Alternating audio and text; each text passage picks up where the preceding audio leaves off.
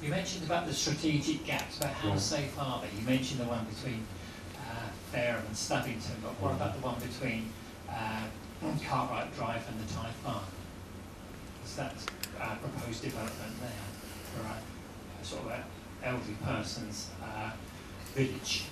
Yeah, there is behind the Solent Hotel, the Holiday Inn, there is a planning consent being given for an older person's village, and the price of that planning consent really quite considerable. There's going to be a country park given to Fareham Borough Council, which will be within that strategic gap. The Tithe Barners future is also secured as well as part of that application, and all of the lakes and those areas there. So it was a decision that the planning authority made to say, well, for that little bit we get all this. And it certainly wasn't a decision that was taken lightly either.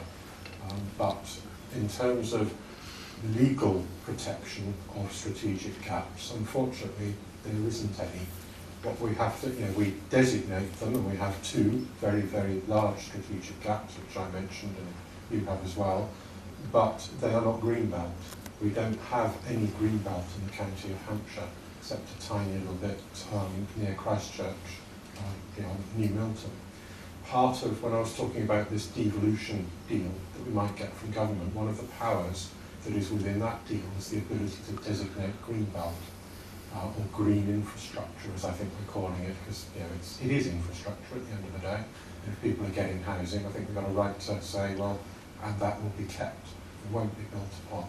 So we would then be able to designate those two gaps as greenbelt and give them a lot of statutory protection, which they don't have at the moment. The only way we can protect them is by having developments like Wellbourne and other housing developments and saying, yes, we are providing the housing requirement for our borough, and therefore an inspector can chuck out applications on strategic gaps. That's how we protect them at the moment, but I'd much rather be able to give them the statutory protection. Does that help? Area is going to be reduced then? Slightly, yes. But then we're going to get an awful lot of land which we don't own at the moment, and the money to turn it into a country park, which otherwise we wouldn't have had, and it would always have been at risk because there is no statutory protection for it.